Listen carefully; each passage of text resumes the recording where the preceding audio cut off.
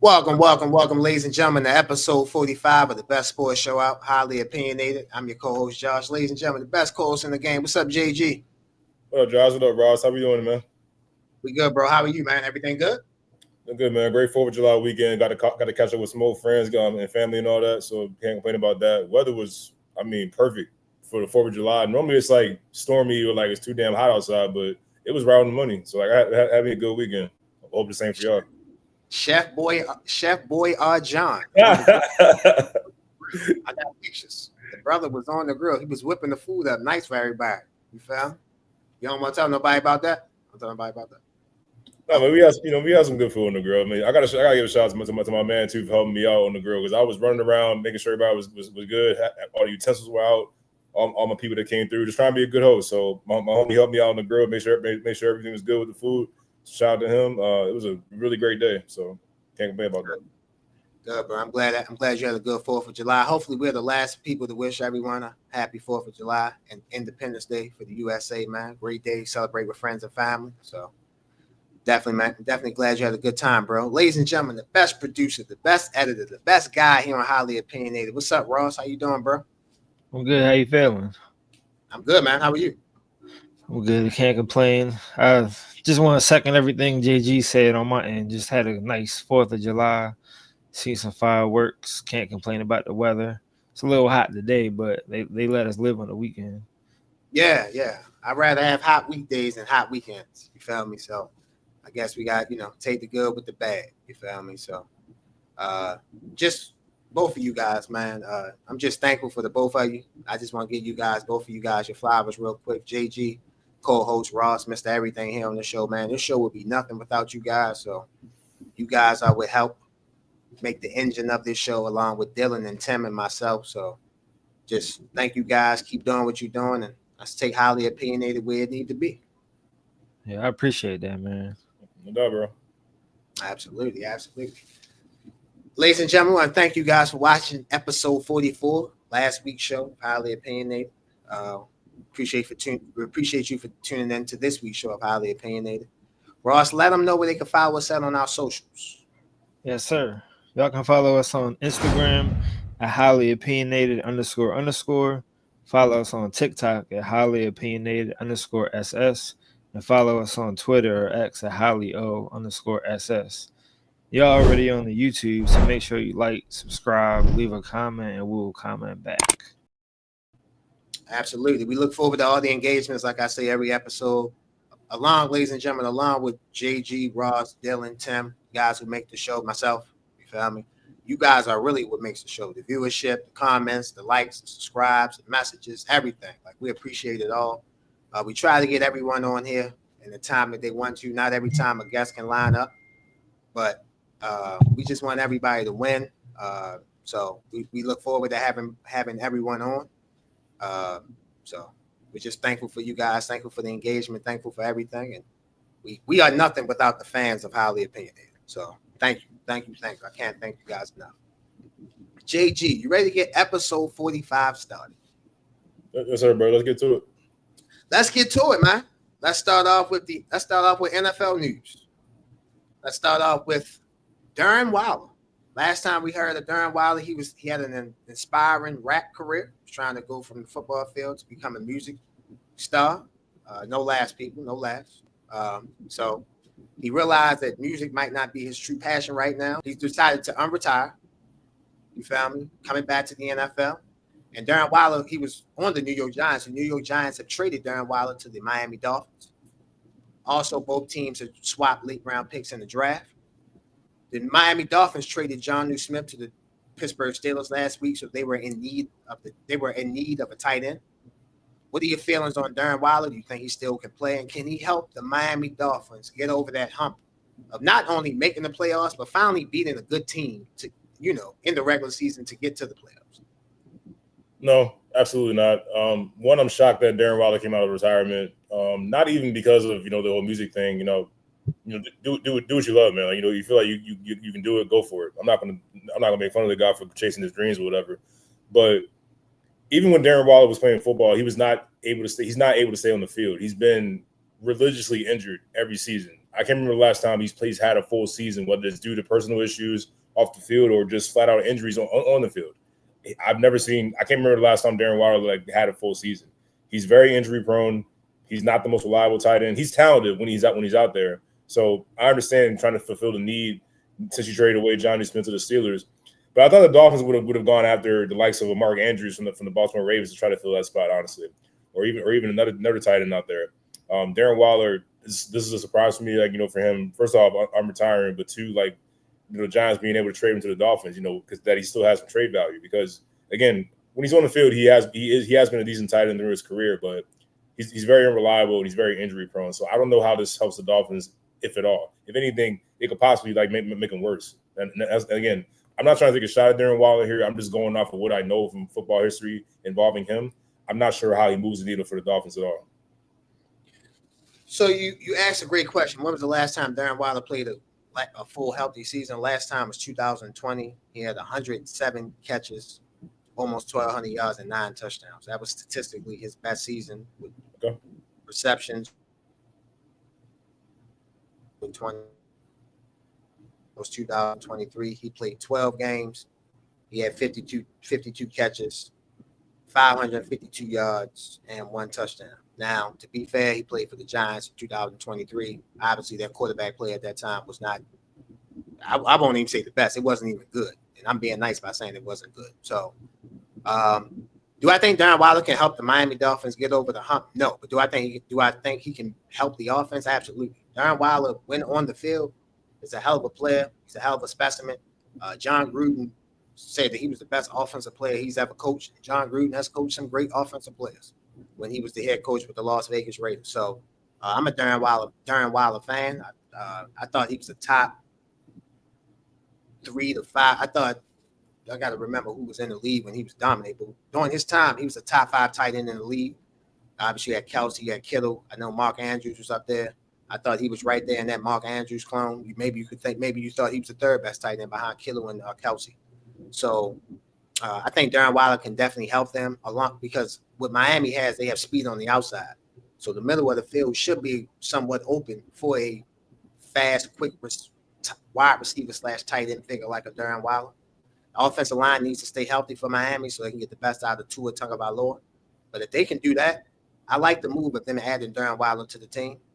To go along, like I said, with the offense that they have speed around that. They have speed all over the offense, other than quarterback. The quarterback is not fast, but they have speed at the running back position, speed at the wide receiver position, and obviously speed with Daren Waller at the tight end position. So I like the move for the Dolphins. Do I think it elevates the Dolphins to they're going to win the division or be a number 1, number 2 seed? Hell no. But I like them. Does it make the team better? It makes them marginally better.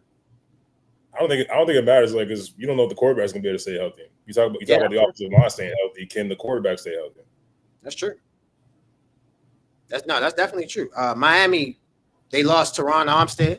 You found me. So they're not going to have the same team as they were as they did last year.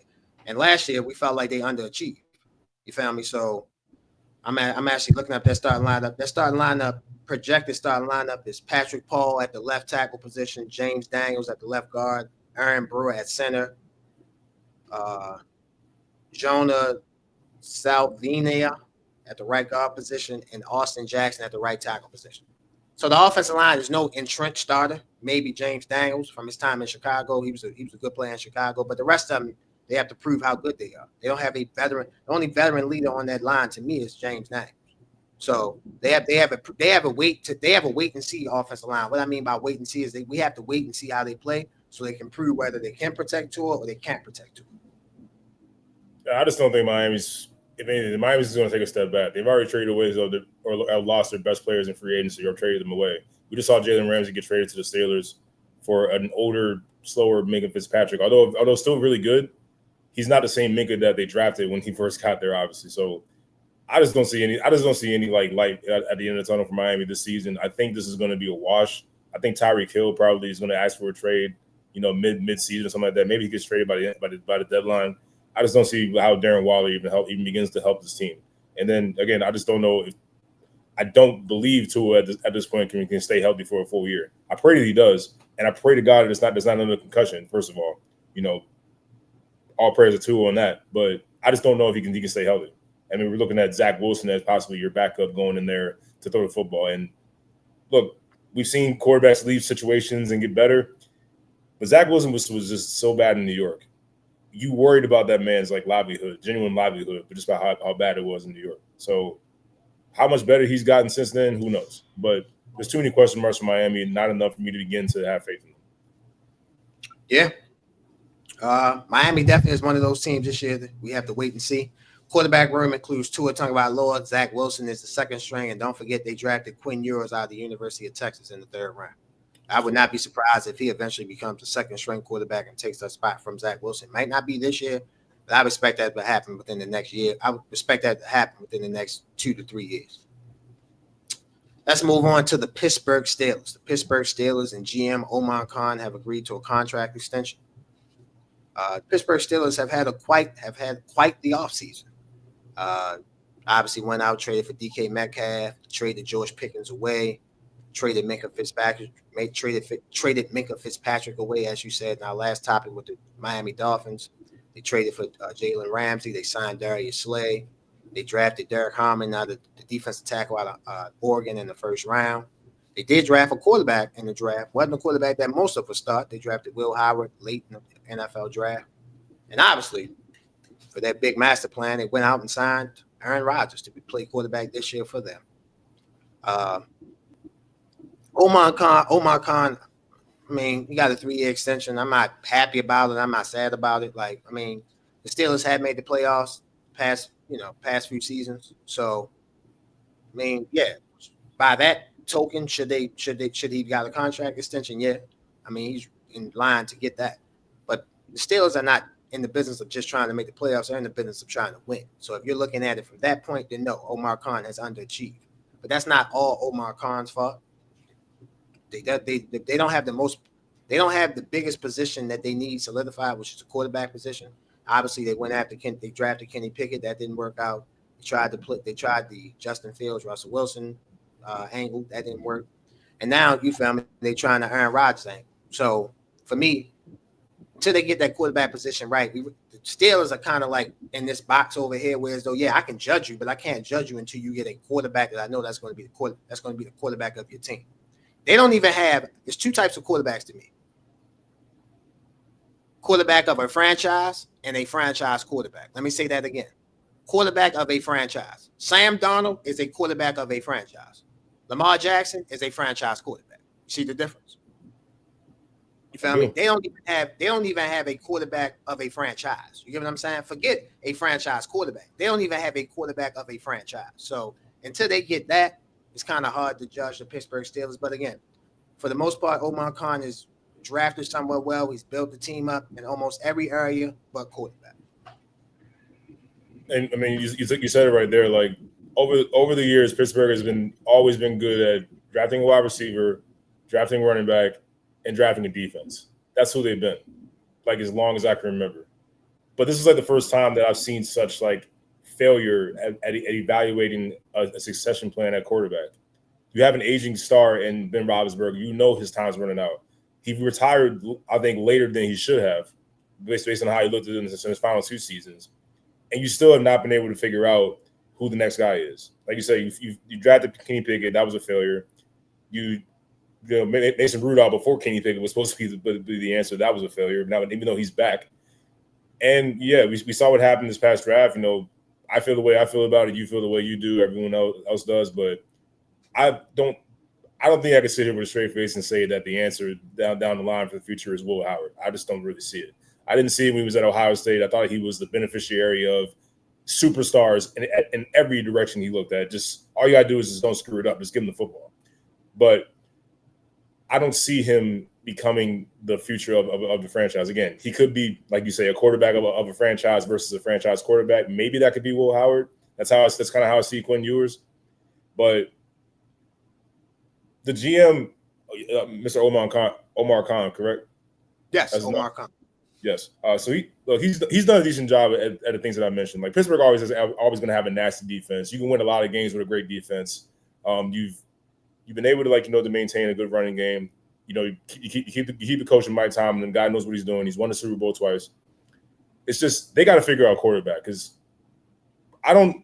people are up in the air about Aaron Rodgers. There's some who believe that Aaron Rodgers will go off on the last ride on the high, maybe get the Steelers to at least a playoff win.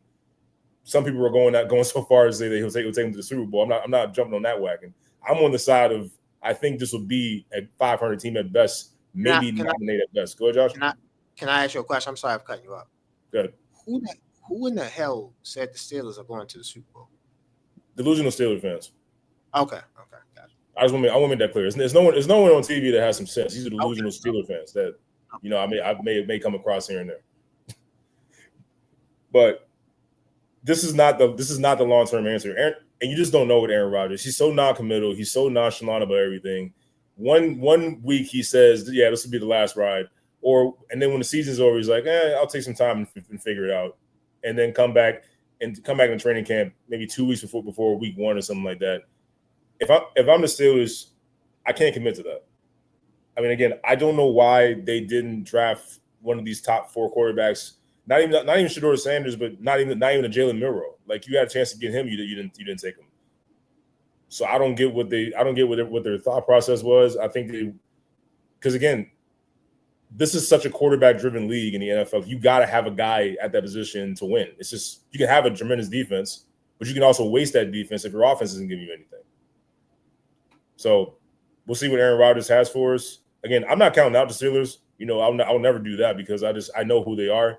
Even though I despise them as a Ravens fan, I know who they are and I respect them. I respect their coach. I respect what they're about. So I can never count them out for being a threat, at least to make the playoffs, or at least be a pain in my side in the division.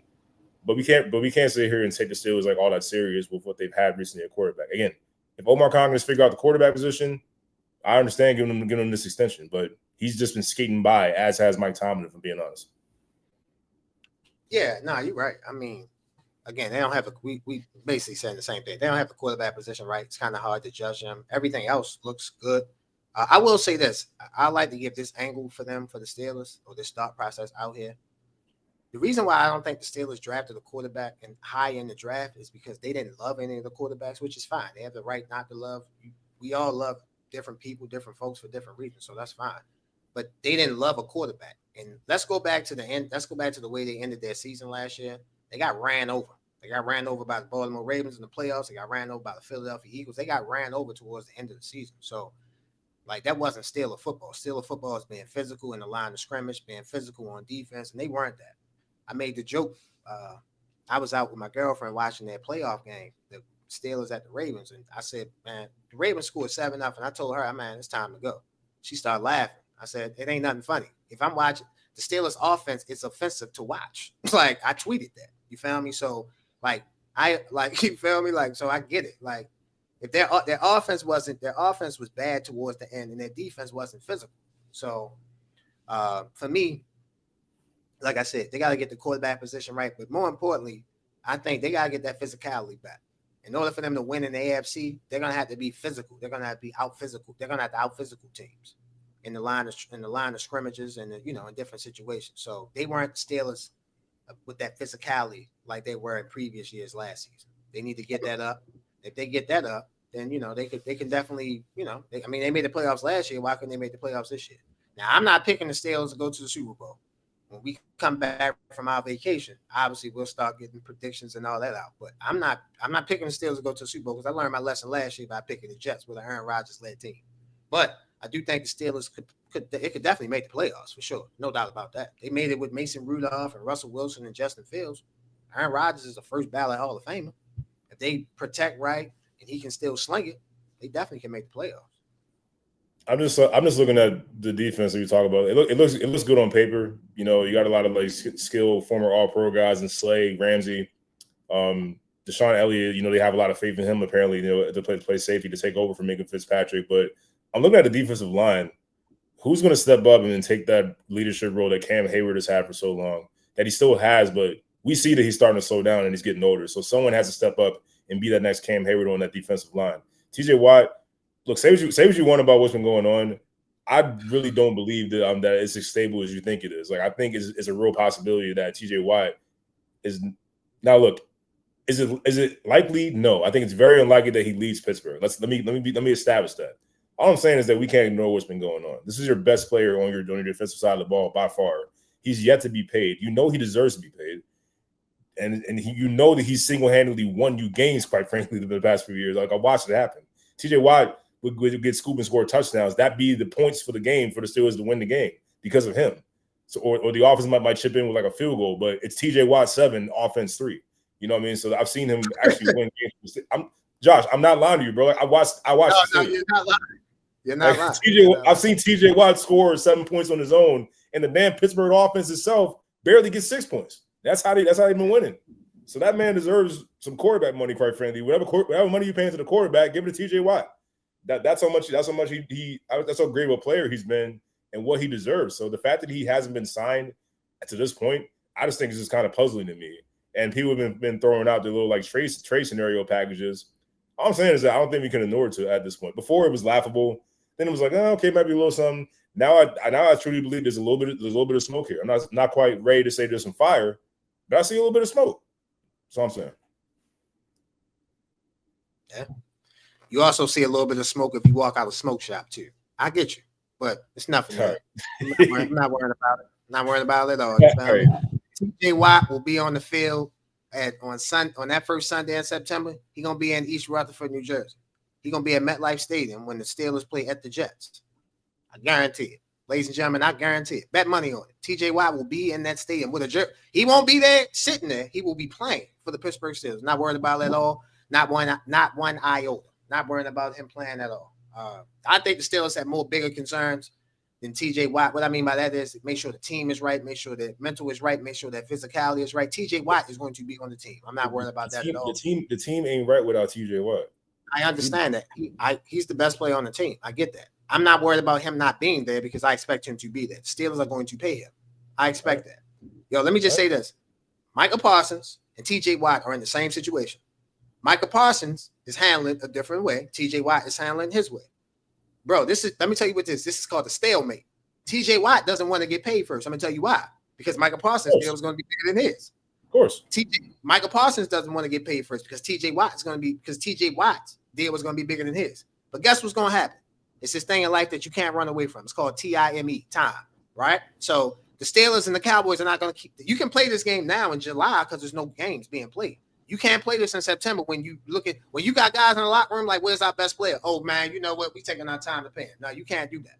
So then the team's going to have to cave in. So whoever signed – I'm going to put it to you like this. I could see the first week in September, Michael Parsons signed at 4 o'clock on a Monday, on a Tuesday. And then that next day, TJ Watt will have a deal – $1 million more than what he got. You feel me? I'm just not concerned about teams knowing that they got to pay these guys because they're going to pay them. I wouldn't be playing any kind of games with the Cowboys because we watched them literally sign their quarterback to a long-term deal the morning of week 1. Like if you're the Steelers, you really want to play that game with the Cowboys? They will take it there. The Steelers and TJ Watt had played this dance before. The last time he signed, I think 2 days before the season started. Just saying, brother, it was the morning of week 1.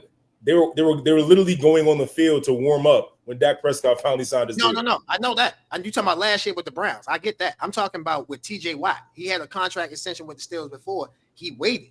It was basically he signed basically at the start of week 1. That's why I'm saying I'm not worried.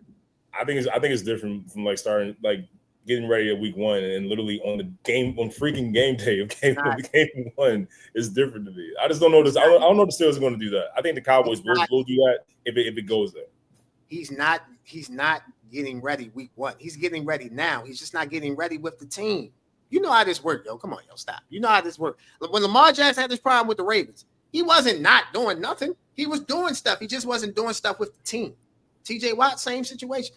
Yo, listen. I'm worried about snakes and rats and bad people. I'm not worrying about TJ Watt signing with the Steelers. That's gonna happen. Like I'm not worrying about that at all. Like to the point, I'll put it like this, and I don't want to die. I would bet my life that the Steelers will sign him between now and September the 7th. They're gonna sign him. Like I would bet my life on that. They're not trading him. I just don't see that happen. If they trade him, I'll come on here and be like, man, look, I was wrong.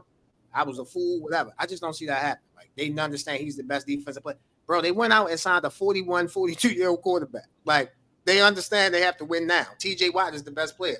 In order for us to win now, we need him. All right. Our last topic before we go to break: NFL training camps, dates, AFC and NFC. You guys see on the screen. These are all the teams in the league. So, JG, which NFL teams you could give us? 2 teams in the AFC, 2 teams in the NFC. Which teams are you looking forward to? I shouldn't say high expectations, but what teams are you looking forward to this year? I mean, obviously in the AFC, my guys, the Ravens. I want to see what they look like now that they're full strength. They just signed Jair Alexander to that loaded secondary. I want to see what that looks like. What kind of like packages will Zach Orr develop with Malachi Starks with this? He's got some chess pieces to work with. I think there's going to be more attention and pressure on Zach Orr, the young defensive coordinator. Ravens' pass defense was really bad last year. They were near the bottom of the league, I believe, 30 for 31st. So I want to see definitely what improvements are going to be there. He hired Chupagano as a veteran presence for him to learn from. So definitely can't go wrong with Chupagano, especially when it comes to defense. Guy knows what he's talking about. So I'm interested in seeing what that Ravens secondary is going to be and how improved the pass defense will be there. And also in the AFC, I am interested in seeing Justin Fields and the New York Jets with first-year head coach Aaron Glenn. I want to see what that offense is going to look like, and I want to see if he has what it has. Can Justin Fields continue that little bit of momentum he had with the Steelers when he was on that team, when he went 4-1 as a starter? I want to see if Aaron Glenn can bring out the best in Justin Fields, which I think is still in there very, very much so. I think he just needs a team that's going to let him rip it and let him give him a chance. And I think the Jets are the team that are going to do that. They committed to Justin Fields at least for this season, and he's going into training camp, going into the preseason, knowing that he's going to be QB1. So I want to see how the Jets and Justin Fields look. And interesting enough that they're going against the Steelers in Week 1. So I'm keeping an eye on Justin Fields and New York Jets in the AFC. For the NFC, let's see what we got here. The returning champs, the Philadelphia Eagles. How different are they going to look now that Kellen Moore is no longer the offensive coordinator? Jalen Hurts. Is he going to continue to take that next step? We know how he's an elite winner, but when it comes to the upper echelon of quarterbacks, a lot of people still leave him off of that board because he doesn't light you up with the numbers. But the thing that I respect about Jalen Hurts is that he stays the same. He does what it takes to win. If it means throwing for 50 yards and running for 150, that's what he does. The guy's an elite winner, and you see it. The Eagles are now Super Bowl champions. I want to see how the Eagles respond to the possible championship hangover. Do they respond and make it non-existent, or will they get off to a slow start? Especially on the offensive side of the ball. And then also in the NFC, I want to see J.J. McCarthy and the Minnesota Vikings. I want to see what that offense is going to look like now that the reins have been totally handed over to the young quarterback out of Michigan, the former national champion, with a great head coach in Kevin O'Connell and weapons like Jordan Addison and Justin Jefferson. It'd be interesting to see how the Minnesota Vikings look now that the young J.J. McCarthy has the keys to the castle, and Sam Darnold's moving on to Seattle. Okay. Ravens and the Jets in the AFC, the Vikings and the Eagles in the NFC. Ross, if you can put that graphic up one more time. Thanks, Ross, for doing that. So, as you guys can see on the screen, ladies and gentlemen, again, AFC on the left, NFC on the right. So, the 2 teams I'm looking forward to in the AFC, I'll obviously pick 2 different teams in you. The first team I'm looking at is the Los Angeles Chargers. Last year, I was on the record saying Justin Herbert was playing like a top 5 quarterback. And he was until you needed him. And then he showed who he was. So, that is what that is. But it's the new year. You get new weapons, you get new teams, you get new situations around you, different players. I believe in Justin Herbert because I believe in Jim Harbaugh. I said this when they hired Jim Harbaugh. I believe in Jim Harbaugh, so I have to believe in the quarterback that he has on the roster. I'm not the biggest Justin Herbert fan, trust me. I think everyone knows that, but I call it how I see it. I like the Chargers. I do like what the Chargers have in the running back room. Najee Harris. They drafted Omar Hampton in the first round. Hassan Haskins is the 3rd running back. I like that wide receiver room. Ladd McConkey, Quentin Johnson, Mike Williams, Trey Harris from Ole Miss. Offensive line basically returning the same guys back from last year. They added a piece. They added Mekhi Becton from the Philadelphia Eagles. He'll play that right guard. Offensive line is Rashad Slater, Bradley Bozeman, former Baltimore Raven, Zion Jackson, Mekhi Becton, and Joe Alt. And this defense was bad against the run, but they were good in every other stat but besides the run last year. They got some younger guys playing this year. More junior Carlson, the linebacker out of Michigan. Dante Jackson is the corner. They replaced him with Asante Samuel Jr. So I'm looking forward to seeing what the Chargers can be. They made the playoffs last year. I definitely think they can make the playoffs this year. That AFC West is loaded with the Chiefs, the Chargers, and the Broncos. I expect the Broncos defense was good last year. That defense is even better this year. I expect Bo Nix to take everybody's saying that second-year quarterback should take a jump, right? So if you're saying Jaden Daniels should take a jump, shouldn't Bo Nix take the same jump? So if you go off of that logic, Bo Nix should take a step up. So for me, my first team in the AFC is the Los Angeles Chargers. The second team in the AFC for me that I'm looking at is the New England Patriots. I like what the New England Patriots have done. They got some skilled players around Drake May. They went out and signed Stephon Diggs. I saw a report that him and Cardi B might have broken up. So if that is true, then he should have a clear, undivided, clear single-track mind focus on the NFL season this year. He ain't got no distractions. So he should be focused about helping the New England Patriots be the best that they can be. They got Kyle Williams. They got DeMario Davis. They got my man Keshawn Booty. Kendrick Bourne, the wide receiver, Mac Hollins. Hunter Henry, Austin Hoop at the tight end position. They drafted Will Campbell in the first round, top 5 pick. Go along with Colton Strange. They signed Garrett Bradbury from the Minnesota Vikings. Michael Enuma, the right guard. Morgan Mosley, the right tackle. In this defense, they went out. They signed Morgan. They signed Milton Williams. They signed Robert Spleen, the linebacker. They signed my boy Carlton Davis. You got Carlton Davis at one corner. Christian Gonzalez, who was an up and coming emerging corner in the NFL. To go along with 2 good safeties and Kyle Duggan, Jabril Peppers. To go along with my man, the new head coach, Mike Vrabel. We know Mike Vrabel can lead. We saw him with Tennessee take the Tennessee Titans with Ryan Tannehill as a starting quarterback to the AFC Championship game. So I like what the New England Patriots can be. We just got to see them do it, but I like what they have. Now moving over to the NFC, I'm looking at the San Francisco 49ers. Let's see if Brock Purdy can be successful without all that talent around. That's the one question I have about him. If Brock Purdy can show he can be successful without all the talent he had around him, he doesn't have Deebo Samuel.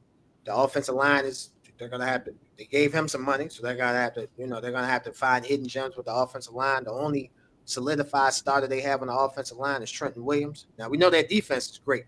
They did lose Ufunga, they did lose Tre'Davious Ward, but we know the 49ers are going to find defensive players, and they re-signed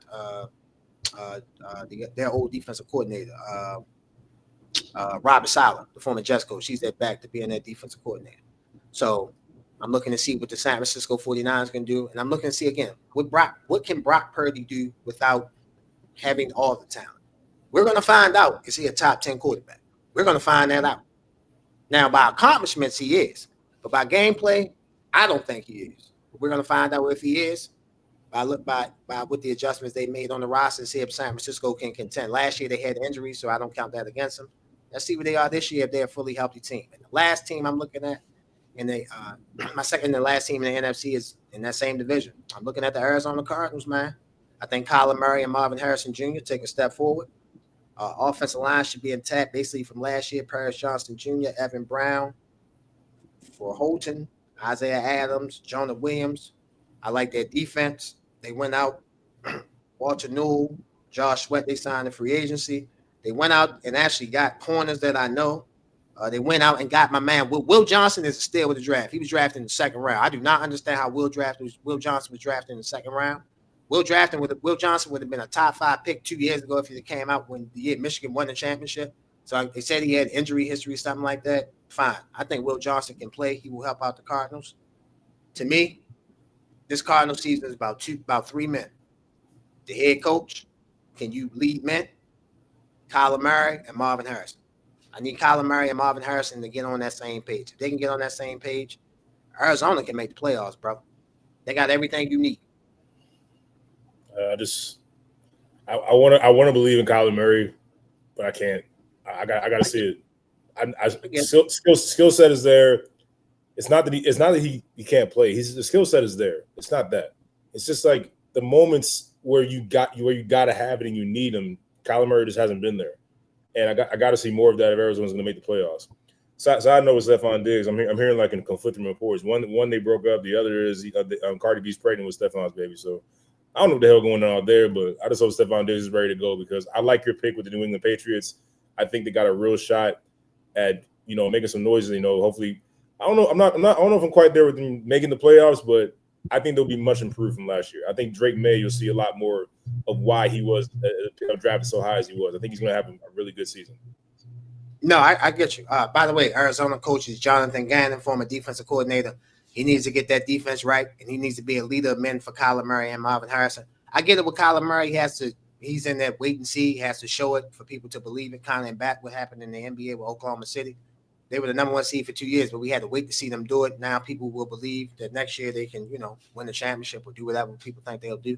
So I get that with Kyler Murray, but for me, I just think that Arizona. I think that NFC West can be slightly. I think that NFC West could be the best division in football. If Sam Darnold can do what he did last year in Minnesota, he doesn't even have to do that. He just needs to play well. I think Arizona will be better. I think the Rams are a very good team. San Francisco has an easy schedule. So I mean that division can get 3 teams out of that division that can make the playoffs in the NFC. It would not surprise me at all with Arizona, the Rams, and San Francisco, or even Seattle, if you have Seattle above San Francisco. So I get it with Kyler, but at some point in time, man, you're gonna show us who you are, or you're gonna show us who you're not. So I think Kyler Murray will show us who he is, and I think Arizona can. I wouldn't even say surprise people. I think Arizona can contend in the NFC West. Ladies and gentlemen, we're gonna take a quick break. You're watching Highly Opinionated. We'll be right back. Ladies and gentlemen, this episode of Highly Opinionated is sponsored by Wolves of War. In some of the episodes, you can see my co-host and Ross wearing a brand called Wolves of War. Wolves of War is our first sponsor, ladies and gentlemen, and we are so thankful to have those guys sponsoring Highly Opinionated. Thank you very much. The actual meaning of Wolves of War is that it represents having a strong path behind you through the battles of life. With the right people behind you, you can get through anything. You guys see the link for Wolves of War? Make sure you guys click on the link, shop, great apparels, t-shirts, sweatsuits, whatever you want, they have. Once again, Wolves of War. Make sure you guys go shop. Welcome back, ladies and gentlemen, to Highly Opinionated. It's that time, the best segment in sports. This week's edition of Let's Talk About It, the mega release of one Damian Lillard. We were actually filming last week's show, and we ended the show as that was happening. Our text chat was just booming with Damian Lillard being waived by the Milwaukee Bucks, so Milwaukee could sign Miles Turner to try to keep Giannis in Milwaukee. Your thoughts on Damian Lillard? Before I ask you for your thoughts on Damian Lillard, ladies and gentlemen, on the screen you see Chris Haynes. What Chris Haynes said about Damian Lillard. Free agent star Damian Lillard is open to signing with the team this offseason under the right terms and conditions. As he continues rehabbing, he is receiving ample interest, but is in no rush to make a decision. So, John, hearing that news from the great Chris Haynes, what do you think? Do you think Damian Lillard can come back? Not necessarily return back to what he was before, because he might not be that. That's fine.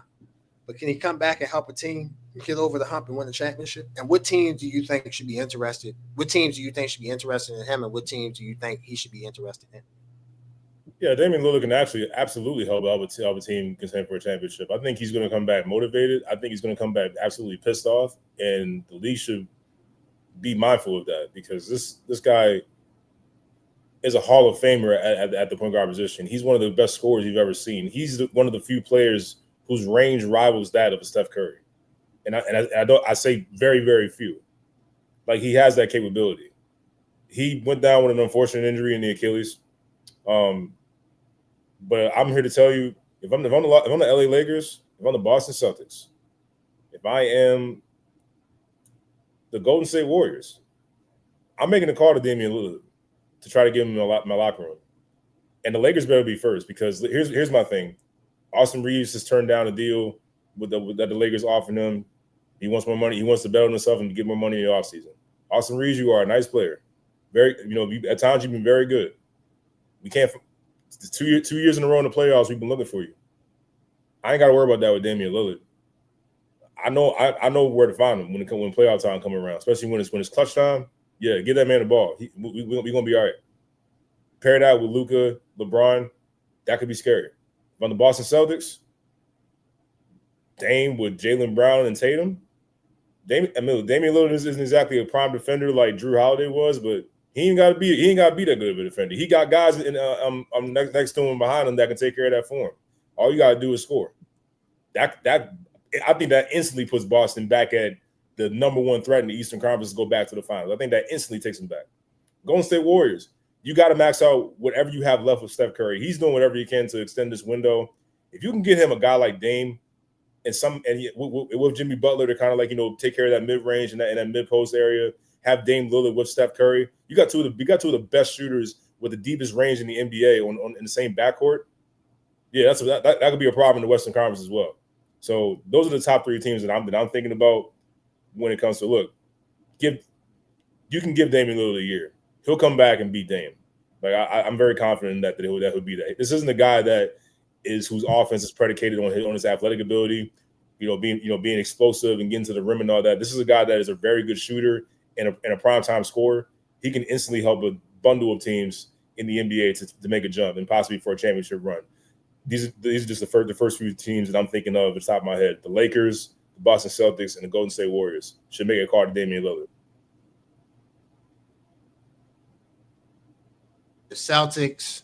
I know you said the Lakers. The Celtics and who else? Warriors. Celtics, Warriors, and Lakers. Okay.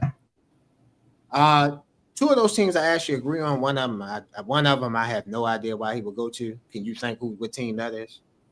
Lakers. Yes. I don't understand why he would go there. That makes no sense. But I mean, hey, I get it because the Lakers get all the superstars, so I get it. Y'all Lakers fans, let me say this, ladies and gentlemen. So, I think people think on here that you hate LeBron. So I'm about to say this. Actually, John and LeBron James have something in common. LeBron James fans are spoiled, and the Lakers fans are spoiled because they think every free agent we're just supposed to go get. We're just supposed to have Damian Lillard's a free agent. Oh, he want to go play with LeBron. Oh, Michael Jordan, he can still come back and play. He wants to go play with LeBron. That's how the Lakers fans think. They think. I heard somebody say today, man, the Lakers just wait. They're just holding out for Giannis. I'm like, damn. What are they? You do know the Lakers have to trade people away to get Giannis. So what are they going to trade to get Giannis? Austin Reeves? Giannis isn't going to the Lakers. I can say that much. Okay, thank you. I appreciate that. Thank you. Finally, some realistic talk from a Lakers fan. I appreciate it because it's how is he get what are the Lakers going to trade? They're going to trade LeBron for Giannis? Is that what they doing? No, I mean the tradable pieces that have gotten consistent looks are Rui, Reeves, and then Dalton Connect. Can I ask you a question? Those are the three names that I've heard consistently. Do you think that would get you Giannis onto the Cooper?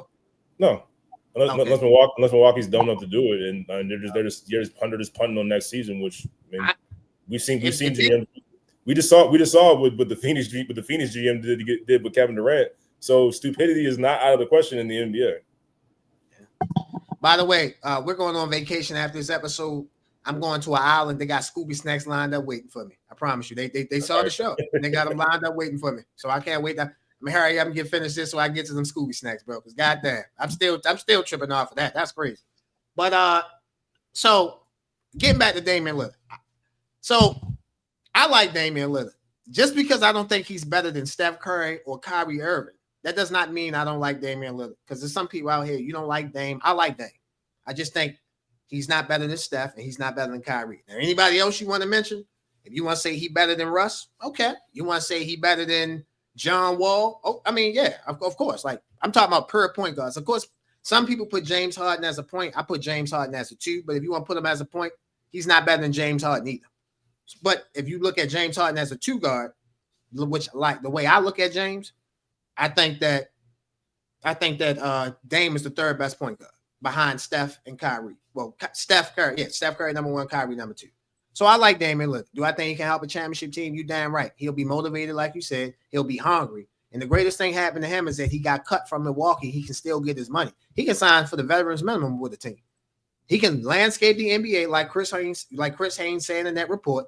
Landscape the NBA, see who's doing what they need to be doing, and then decide where he wants to play. So I love my co-host, but on the back side of his hat, he has purple and gold on the back side. You guys can't see that. So I'm not going to mention the Lakers as a team that I think he can go to. I'm going to mention some other teams. I agree with you on the Boston Celtics. That was one of my teams. I agree with you on that. How about the Orlando Magic? The Orlando Magic took a swing for Desmond Bane. They could use a starting bona fide point guard to go along with Pablo Banchero and Franz Wagner and Desmond Bane. Desmond Bane and Desmond Bane and Damian Lillard could play off each other. We've seen Desmond Bane and Damian Lillard play with smaller guards. Desmond Bane played with John Morant. Damian Lillard played with C.J. McCollum. So we've seen that. In the West, the Denver Nuggets should be interested. You pair him with Jamal Murray, Nikola Jokic, Aaron Gordon, and you got Cam Johnson. Now you got some defense behind that, a little bit of defense. I like that move for Denver. That shows Nikola Jokic that you're all in. You're going after free agents. You're all in on trying to improve that team. I would say the Golden State Warriors, like you mentioned. I like the move with Steph. I like that. Jimmy Steph is a veteran league team. He can come right in. The Warriors are more likely than not going to sign Al Horford, so just another veteran you can add to the lineup. Al Horford can still somewhat play. Damian Lillard coming back, we know what we think he still would be able to play fully. And the last team for me is the Houston Rockets. Ladies and gentlemen, I want to paint a scenario out for you. There is a way in the NBA that next year, when the NBA season starts, not this season coming up to 25-26, but the 26-27 season, it could be Damian Lillard, Kevin Durant, and Giannis Antetokounmpo in Houston. Now, I'm not saying it's going to happen, but the Houston Rockets still, remember a couple weeks ago, I went on my little Scooby Snacks rant. Y'all remember? Okay, fine. The Rockets still have the assets to trade for Giannis. And the Rockets fit what the Bucks are looking for. Different pieces. And they can trade for and they can trade him out the conference. So let's just keep that in mind too. Like they can definitely fit the criteria of what the Bucks are looking for. Not in the conference. And they have tradable contracts that they can sign, and they have draft picks they can trade for Giannis. So those are the teams I think Damian Lillard should be interested in. One question for you. What about the Knicks? Nah, the only reason why I wouldn't say the Knicks is because, like, I feel like Jalen Brunson is the man on that team, and I feel like if Damian Lillard come in, it's like now you got to think like we're gonna get the ball to Dame, we're gonna give it to Jalen Brunson. Like, I don't think the Knicks are a good fit because I don't see both of them coming off the bench. No, so, I think Dame would start. I mean, but instead of it being Jalen Brunson and Josh Hart in the backcourt, you got Dame Lillard with Jalen Brunson. I think that's a more formidable offensive team.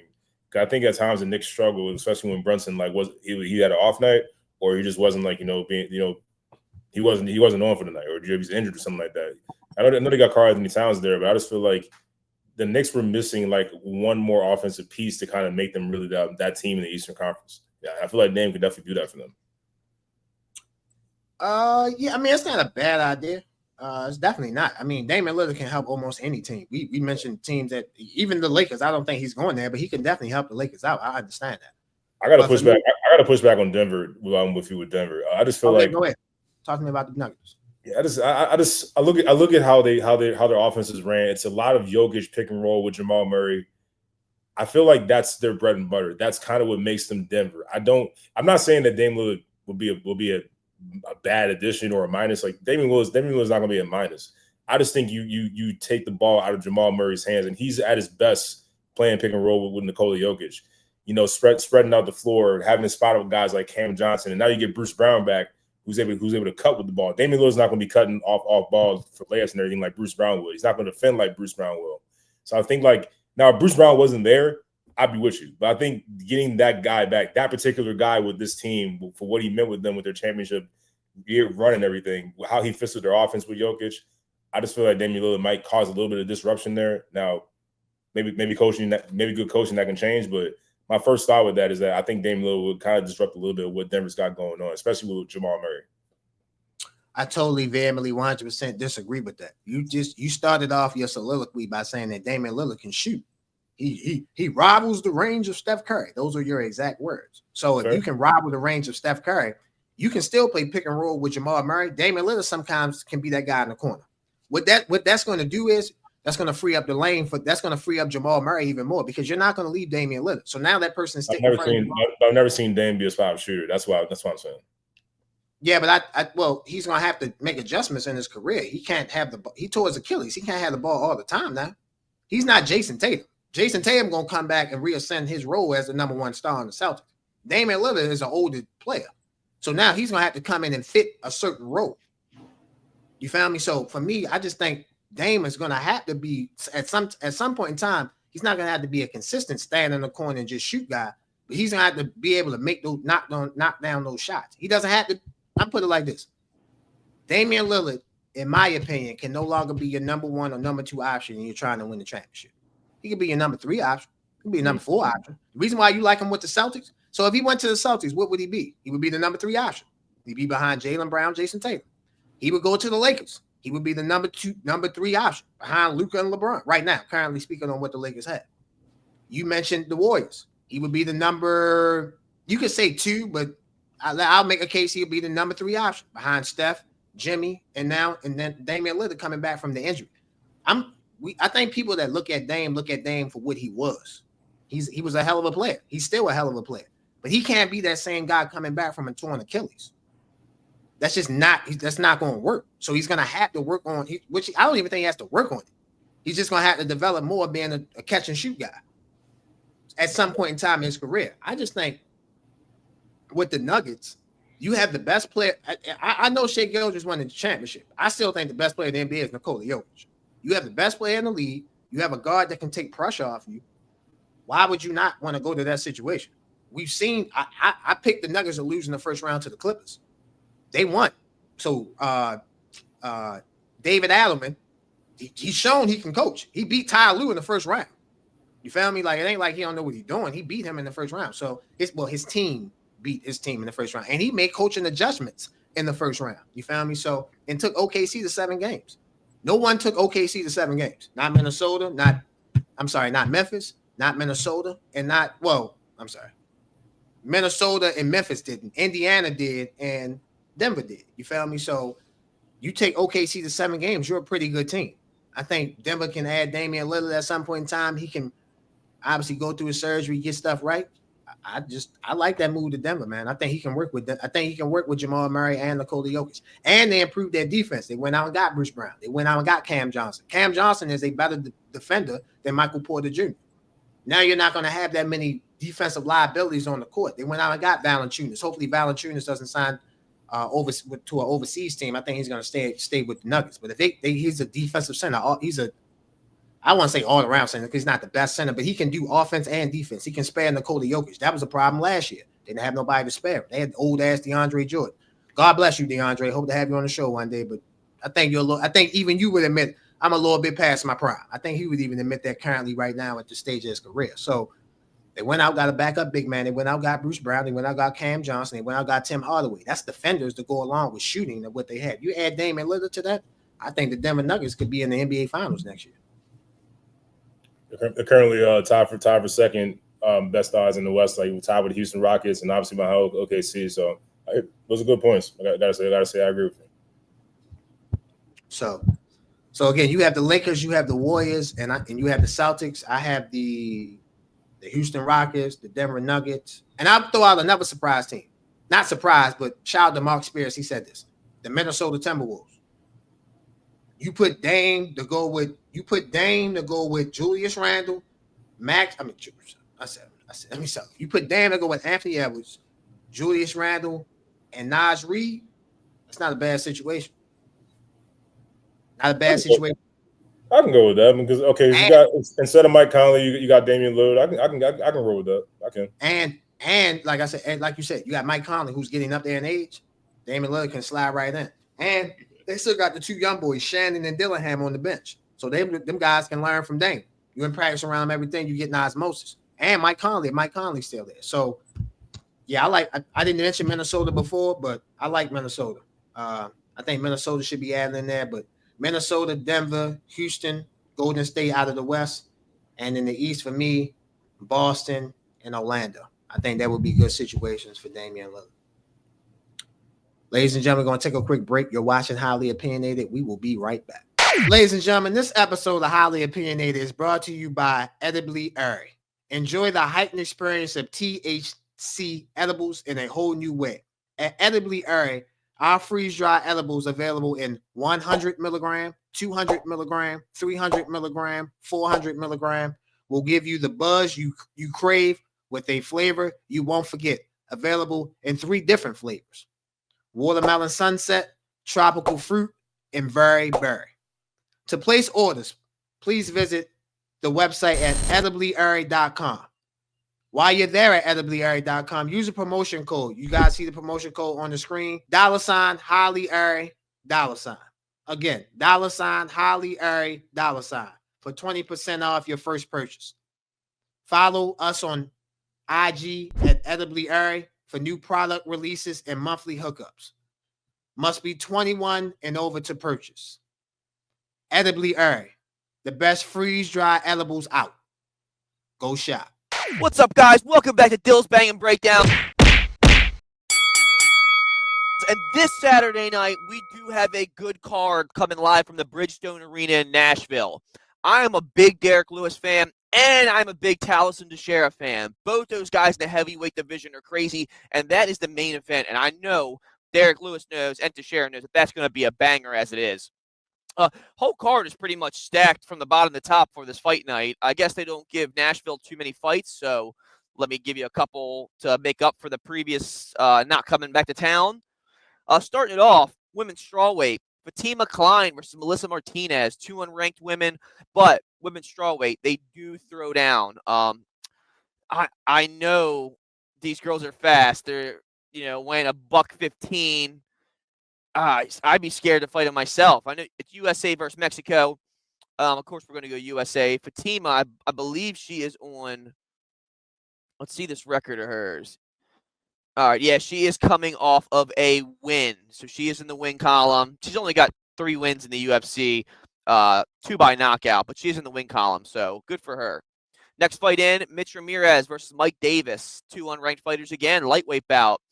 Mitch Ramirez, they're both scrappers. Both these guys like to fight, man, which I love, and I love the division they're in. I believe Ramirez is coming off of a win. I did watch his last fight, and it was against Moises. That was actually a pretty good fight. So, like I said, lightweight division stacked. They're all stacked. What division is not stacked? Next fight in, 2 more heavyweights. Kennedy Nzechukwu versus Velter Walker. Brazil versus Nigeria, both unranked, both heavyweights. I don't even know where they think they're going to go in the heavyweight division, though. If I was anybody under the top 5 rankings in the heavyweight division, I don't even know if I would try, because I'm not beating the top 3 dudes in the heavyweight division. I don't think any of these guys, Walker or Kennedy, would ever have a chance, even if they're training for years and years, to beat Tom Aspinall. But that should be a good fight. Next fight in, women's flyweight, Edora Mora versus Lauren Murphy. I do know Lauren Murphy. Lauren Murphy is an OG in the game. I'm surprised she's still going at it. She's been beat up. She's beat up. Her last fight was against Jessica Andrade, and that was a war. It went the whole 15 minutes. Lauren Murphy did get beat up, though, unfortunately. Before that, she beat up Misha Tate, though. Before that, she was fighting Valentina Shevchenko for the belt. Lost to that. So she's only fought good people. And I am a fan of Lauren Murphy. I'm going to go with Lauren Murphy in this one. Second to last fight on the prelims, we got Jake Matthews versus Chidi Njkania. He's actually a scrapper, man. Chidi, that dude scraps. Doesn't sound like a U.S. resident, but he is a U.S. resident. And he is on a 3-win streak right now. 15 wins by knockout, 1 submission, 10 first-round finishes. That guy is dangerous. Nicknamed Bang Bang. He likes to get down. But he's fighting Jake Matthews, an Aussie, who's coming off a win also against Parado. He's actually on a 2-fight win streak right now. 6 wins by knockout, 7 by submission, 3 first-round finishes. Stat-wise, that's going to be a banging fight. Yeah, it's going to be I'm excited for that one. Next fight in, last fight on the prelims, Max Griffin versus Chris Curtis. We know Chris Curtis. He's fighting out at Sean Strickland's gym over there in Vegas. He's a monster as it is. Chris Curtis, he's beat up Burilot, Kopilov. He's just a monster. He's got 17 wins by knockout, 1 submission, 7 first-round finishes, and that's against Max Griffin, who also a banger. That welterweight division is stacked, man. Max Griffin is coming off a loss to Michael Chiesa. Before that, though, he did beat Wells. He's 9 wins by knockout, 2 by submission, 7 first-round finishes. The matchmakers did a good job pairing all these guys up. It's going to be some bangers. To get the main card started, we have Junior Tafa versus Tuco Tucas. Justin Tafa, he is favored. I am a fan of Justin Tafa. He did lose to Walker, who is fighting against Derek Lewis in the main event. But Tafa just beat up Sharaf back in a couple months ago, and that was a great fight, man. I'm a fan of Junior Tafa. I got my money on Junior Tafa on this one. Next fight in, Vitor Petrino versus Austin Lane. Both these guys also bang. I'm a big fan of Austin Lane. 11 wins by knockout, 9 first-round finishes. He is coming off a loss, but before that, he's fought some bangers also. His fight against Dispagani, that was a crazy one, man. That went to full 15 minutes, and them guys, they fought the whole entire time. But you can never count the other guy out. Vitor is coming off a loss against Jacoby. Anthony Smith beat him up also. That's crazy. I'm gonna give it to Austin Lane on this one. Just be knowing that Vitor Petrino, he lost to Anthony Smith, and I am not a fan of Anthony Smith. Fourth fight from the top, Nate Londour versus Morgan Chariri. I believe I've seen him fight. His last fight against Wood back in March. That was a pretty good fight. He did lose. He is coming off a loss. He still throws down, though. 12 wins by knockout, 8 first-round finishes, 83% takedown defense. Wow. And then he's fighting a monster. Nate Launder is my God, this guy is a monster. He's coming off a 2-fight win streak. He lost to Ige. He beat up Emmers, though. And he also beat up Choi in his last fight in December of 2024. Nate the Train Londour, that is my guy. I'm giving it to him in this one. He's been around for so long. Featherweight fight, next fight in, Calvin Kattar versus Steve Garcia. This is going to be the first ranked fight on the whole entire card. Calvin Kattar, number 14, versus Steve Garcia, unranked. Calvin Kattar's an OG. He's been around. He's fought the best of the best. He's fought Aljamain Sterling. He's fought Zalil. Josh Emmett. Yeah, he's had a run of fights in the UFC. Max Holloway, Dan Ige, Jeremy Stevens. Wow, his list actually goes on. Back to 2018 when he fought Money Moicano. It was his first fight in the UFC. No, it wasn't actually. His first fight in the UFC was 2017 against Falihi, which was probably a great fight. I don't think I remember it, but Calvin Kattar's been around for so long, you can never count him out, but maybe he is getting old and they'll use him as that stepping stone for Steve Garcia. Steve Garcia did beat up Nelson. He's coming on a 3-fight win streak. He's probably hyped up. His actually last 3 fights never made it out of the second round. He has 14 wins by knockout and 8 first-round finishes. He's probably coming to put a beating on Calvin Kattar, unfortunately.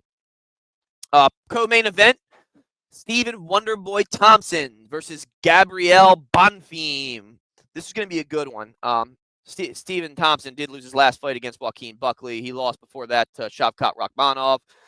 Beat up Kevin Holland. I mean, this guy goes on forever also. His resume goes back to, he's like 40-some years old, I'm pretty sure. Let's see.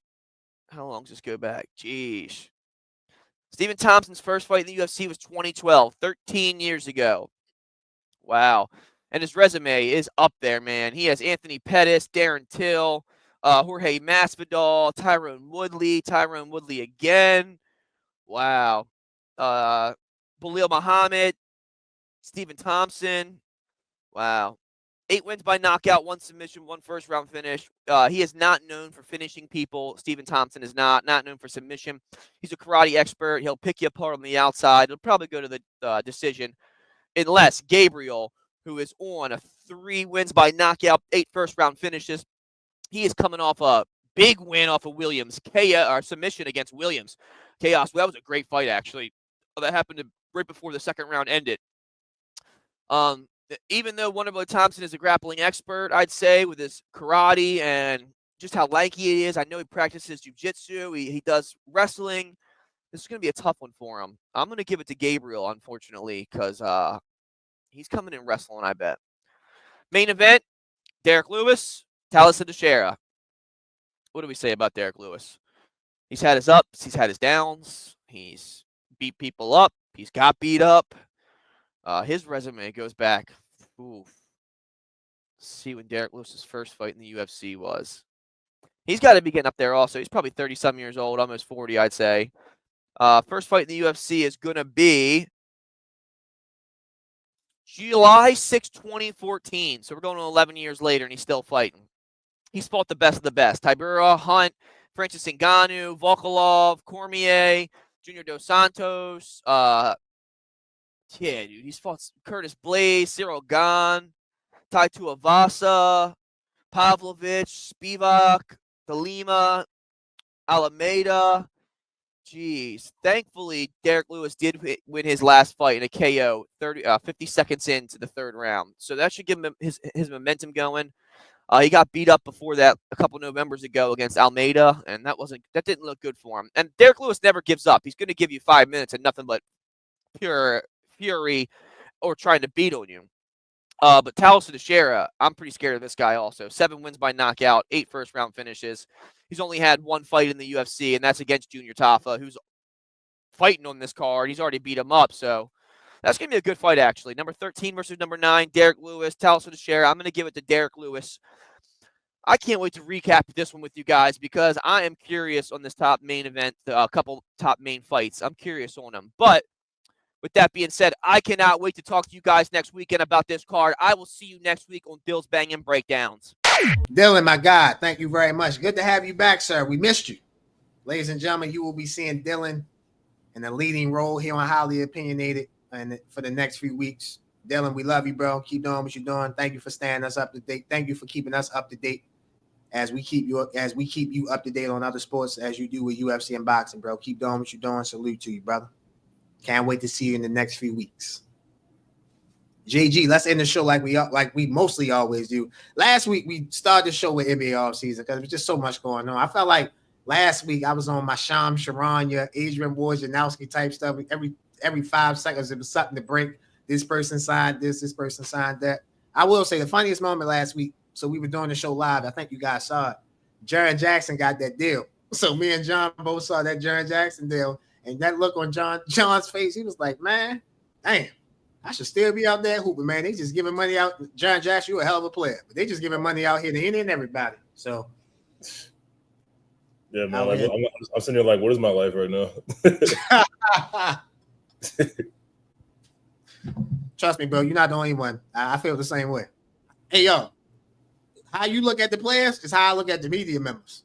I'm not going to mention no names. There's some guys that's out here making $100 million, and they ain't got to pick right in 10, 15 years. I ain't going to say no names, you feel me? I'm just going to keep my head down, and hopefully one day I'm one of them people that's making $100 million, and y'all like, man, he don't know what the hell he talking about. I'm right there with you, so I appreciate you. Heard that. Yeah, absolutely. They just giving this money out. Ladies and gentlemen, we have breaking news.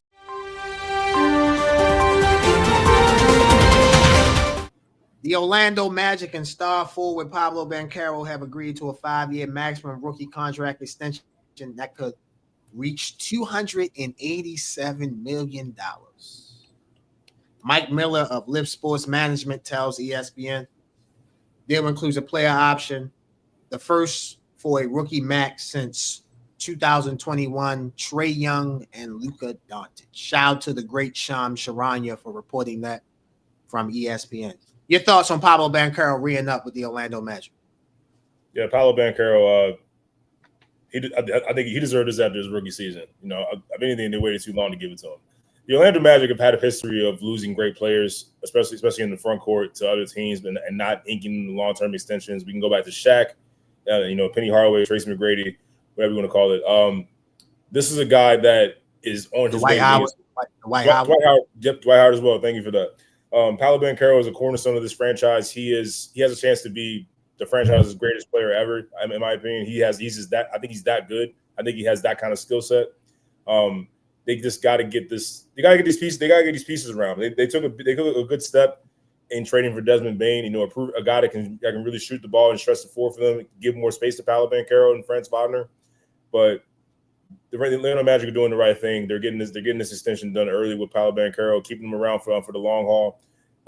They believe that they can compete for championships with Paolo Banchero, or at least become a perennial threat in the Eastern Conference for the near future. And I believe it. But so this is a really good start.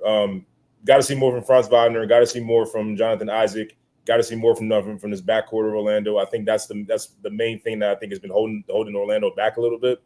But certainly, it certainly starts and finishes with Paolo Banchero. So this is a deal he deserved, and I'm glad he got it. Yeah, I agree with everything you said, except for he could be the best player in Orlando Magic history. So he could be better. He could be a better player than Shaquille O'Neal. Yes.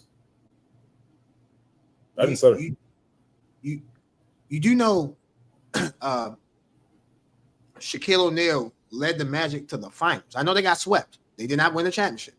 I know. But he led them to the finals. I think Paolo Banchero can do that.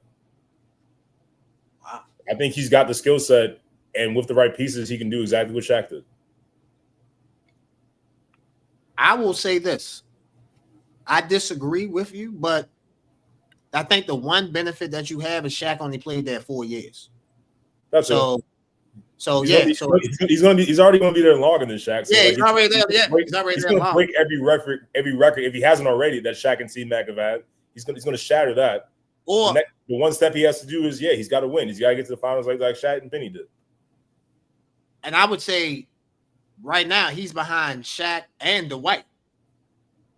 Dwight's another one that got to the finals. I hear you there, but again, so he would be behind those two. Yeah, I think Paolo Banchero has that kind of skill set that is going to propel the Magic to those heights. I believe in it. I know what damn school he went to, but I'm just saying. Yeah. Why are you messing the moment up? Don't do that. Don't do that. He's playing for the Magic. He's not playing for the freaking Blue Devils. He's an Orlando Magic guy. I don't care where he went to school. Yeah, bro. If you don't mind, let the audience know what school Paolo Banchero went to, bro. Puke. Who? It's some school that rhymes with puke. I forget their name. You said puke? Yeah, some school that rhymes with puke. Oh, okay. Can't quite think who they are right now. Oh man, the disrespect I get on this show is crazy. It's just ridiculous. This is why I'm going on vacation. I'm hiding. I need some RESPECT. Ross, show the pictures. No, we good. Ross, don't do that. I deleted those pictures out of his archive. He's not allowed to show those. He's not allowed to show those. He can show old embarrassing pictures of me before he show pictures of my people. They my people. Don't make fun of my people, bro. Don't do that. That's my people. Pablo Banchero went to the Duke University, the best college in the world. So for me to hear John talk so glowingly about a Duke Blue Devil, bro, keep going. Keep going, bro. I don't even want you to stop. Go ahead, bro. The floor is yours. Y'all know what I think of Pablo Banchero. I think he's a hell of a player. He went to the best college in the world. Go ahead, bro. Keep talking about him. I'm touched. I think Orlando Magic forward Paolo Banchero has the ability to take the Orlando Magic to new heights in the Eastern Conference. Again, they gotta get this these pieces around them right. I think they're starting to go in that great direction. But yes, he's not yet the greatest player in the Orlando Magic history. But I think with his skill set and his ability, he has a chance to really do that. So that's how much favor I have in Paolo Banchero, the Orlando Magic player, not the guy that went to whatever school he's talking about. Yeah, whatever school. By the way, you know Duke coming to DC this year. We plan. Never mind. Don't get me started with that. Please don't get me started with that. Hey, bro. Can we have another let's talk about it? Can we have another let's talk about it? Talking about that. I got some choice words for Duke. I got some choice words for this one. Hey, bro. Listen, you can do let's talk about it next week. You got it. I'm gonna be on vacation. You can do it. You want to do it? You got it next week if you want it. If you want it, you got it. You can have it. I just don't need to be here and watch the foolery come out. I don't need to be here for that. Like you came to Maryland's backyard to play freaking Michigan. Because y'all don't want to play us. You don't want to play us. The coach. I literally talked to Kevin Willard while he was coaching. He told me to my face that it's because Duke wasn't want to play Maryland. So the Maryland coach is lying? Sir, That's the same guy that told the Maryland kids he was staying, bro. What team he coach now? This was 3 years ago. Don't play me like that, bro. Oh, I'm just saying. This 3 years ago. This 3 years ago when I talked to him. You're right. You're right. Can I ask you a question? Has Kevin Willard ever told a lie? Do you really want to go there? No, how many coaches lie all the time? How many coaches lie all the time? I'm just asking a question. Has he ever told a lie? That's all I'm asking. Clearly he has. Look where he coaching. Okay, so if he's told a lie, then I don't know if that Duke statement is true or false. I don't know what happened. All I know is that Duke and Maryland was in the ACC. I know it's true because my coach said the same thing when I was playing for him. Coach Mark Turgeon, he said the same thing. Duke won't play us. I know my old coach Mark Turgeon ain't lying, so I can vouch for that. Okay. I will give you that because you was around Mark Turgeon all the time. And let me say this, Mark Turgeon, this is no disrespect for you. I'd love to have you on the show. I did not like your roster adjustments when certain players is on the team. I'm not going to mention who they are, but they know who they are. And I'm not just talking about JG. I'm talking about other players too.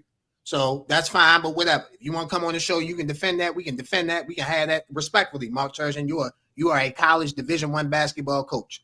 So I'm going to give you the respect that you deserve. But all I'm saying is that college, bro, forget coaches. People lie every day.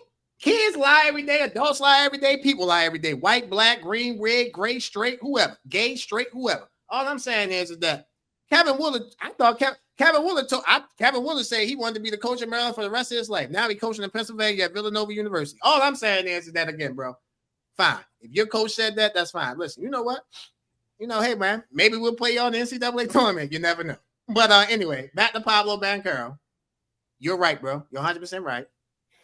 He deserved this money. He got his money. Shout out to Franz Wagner. Let's show some love to him. Desmond Bain. They got some guys on that team. My man, Jamal Mosley. I thought he should have won the Coach of the Year 2 seasons ago. Not last season, but the season before that.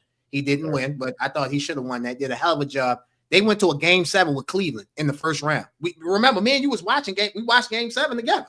It's not saying a lot. It's Cleveland. Oh, yeah, okay. I forgot about you. Yeah, but for a young team to do that, to force a Game 7, I thought that was impressive. I get what your point about Cleveland. You're always the mistake by the lake. I got you, and you are right about that. Basketball, football, all sports they struggle. So I give you that. But I like the move for the Orlando Magic, and shout out to the Duke University. Man, that's the best college in the world. Duke. Wait, I'm not gonna let nobody come in between what we got. Best college in the world, Duke University, and you heard it here, right here. I refrain from saying what I want to say. Just to be respectful to our viewers. I refrain from what I want to say. Thank you. I didn't know you was this much of a respectful guy. Thank you. You've been mocking us the whole year. We lost ladies and gentlemen. Before we go to the next NBA story, go ahead. I'm sorry. Go ahead. No, it's because I hate you. Of course, I'm going to mock you. Yeah, I know. When Duke lost to Houston in the Final Four, this man was show the pictures. I'm good. I heard from John more in that night than I heard from John in years. That's all you need to know. And I talked to John on a weekly basis. I heard from him more that night than I did from him in years. You petty, yo. You petty. But that's okay. We still went further than Maryland. That's all you need to know. Did you win? Did you win though? No, we didn't. Does it matter? Yeah, it do matter. One of the best movie quotes of all time was from Talladega Nights in 2006 by Will Ferrell. His character's name is Ricky Bobby. If you ain't first, you're last. Yeah, you're right. Maryland would know about being last since they joined the Big Ten. Moving forward.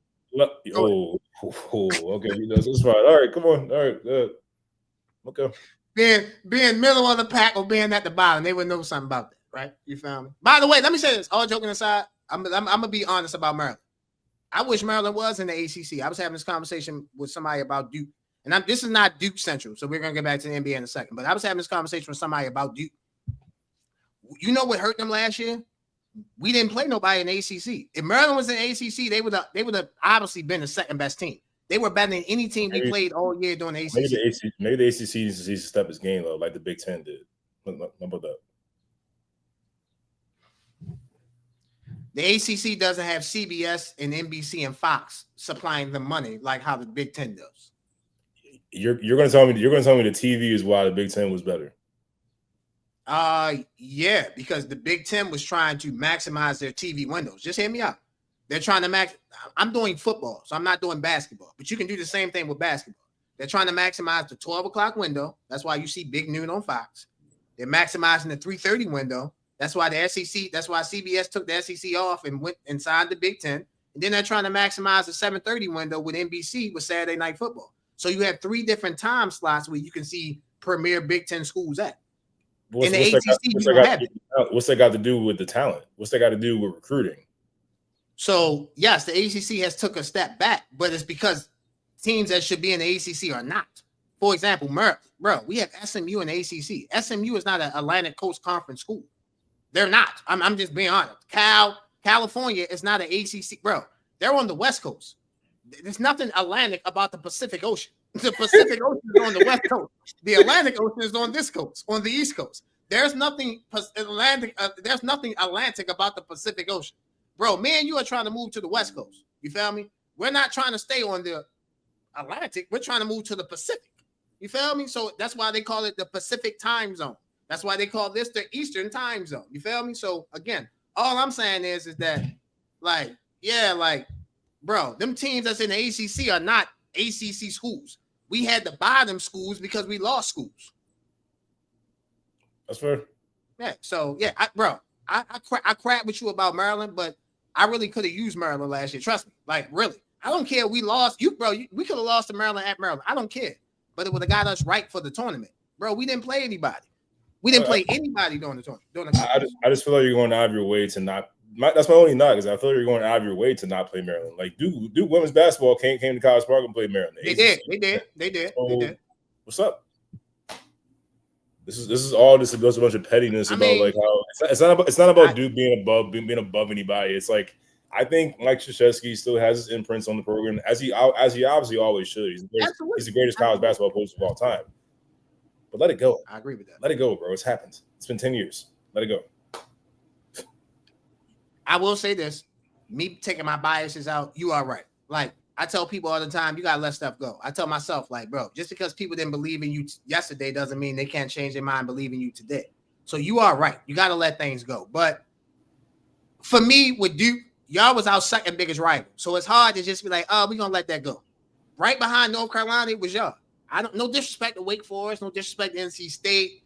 I mean, they fine schools in North Carolina. We, as a Duke fan basketball, we judge ourselves against North Carolina and Maryland in the ACC. And if we beat those 2 teams, then okay, fine. We'll take our chances with every other team in the country. Kentucky, UConn, whoever, Houston, etc. Like, whoever, Kansas, whoever. Like, we'll take our chances. So, yes, I'm openly admitting, yes, I'm hurt that Maryland left the ACC. I openly admit that. You had that on tape.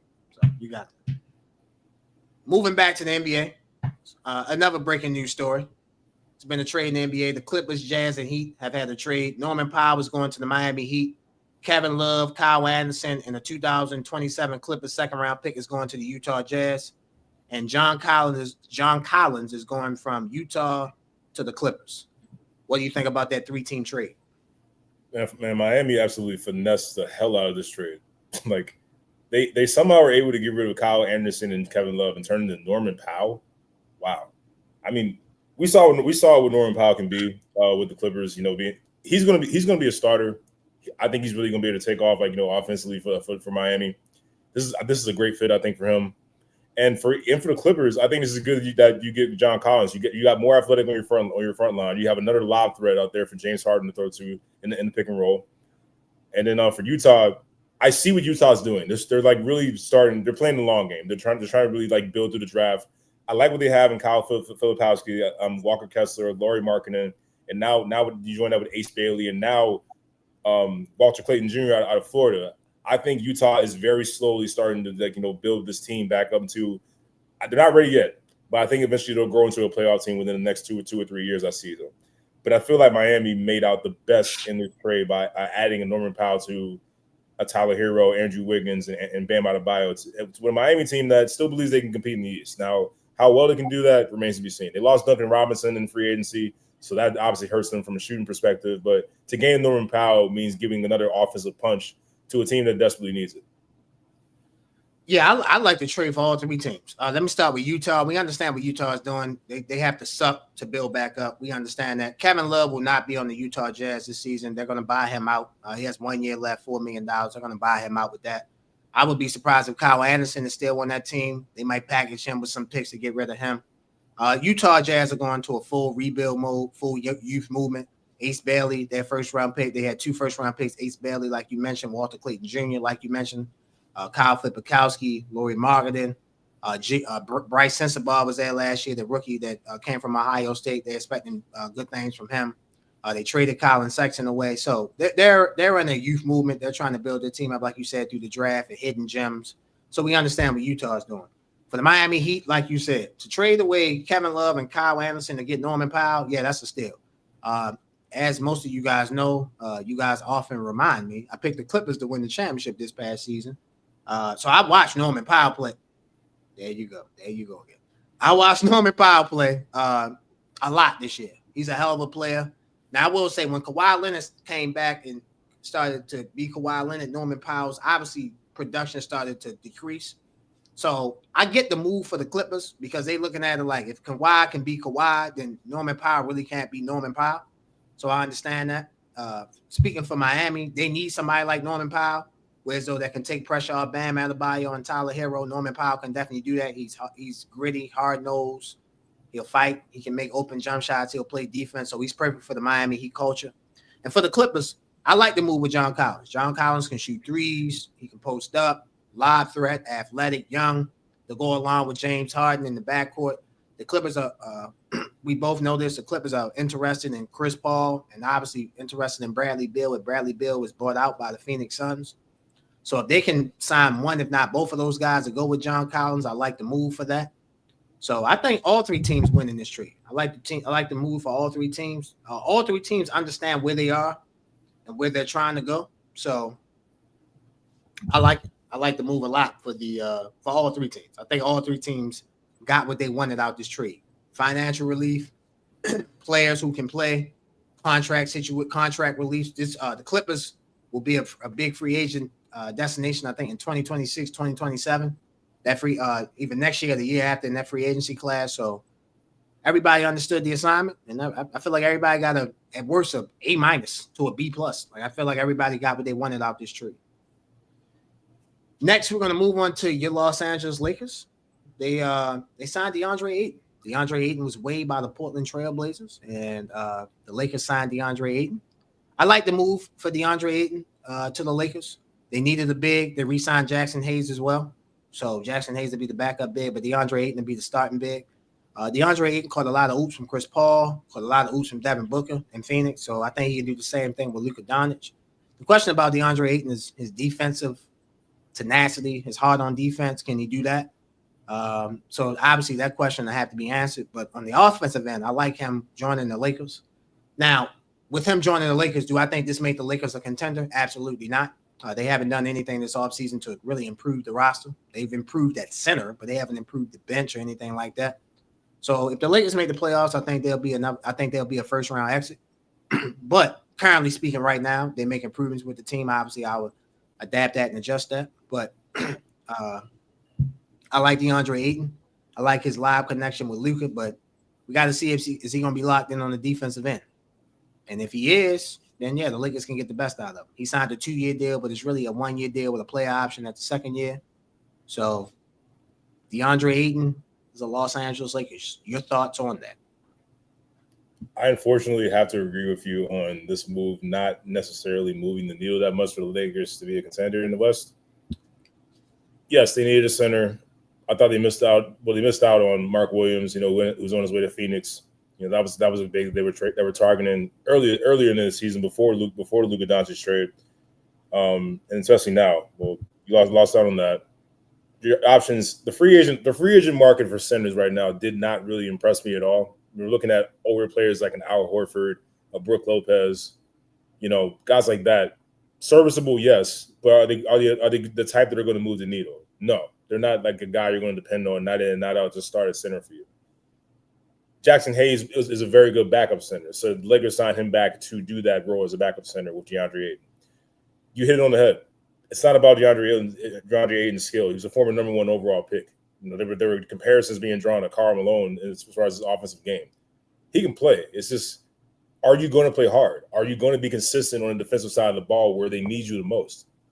Like, not in and not out in the playoffs. Or can you really be dependent on him? Phoenix got rid of him because they knew they couldn't depend on him. Portland had no problems buying him out because they were done with him.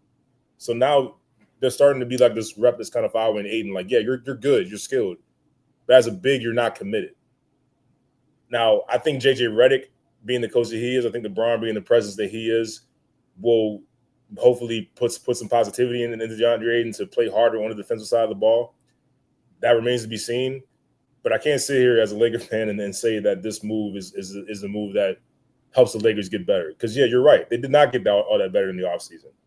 You answered your question at center, maybe. But you lost Dorian Finney-Smith, a guy that was a very good perimeter down defender for you, and a key cog in the small ball lineup that you liked. You know, you got Luka Doncic, you got LeBron back there, but the bench, who's coming off the bench that, you know, makes me feel good? Rui Hachimura, okay, sometimes. After that, it's Dalton Knecht, it's Bronny James, it's Gabe Vincent.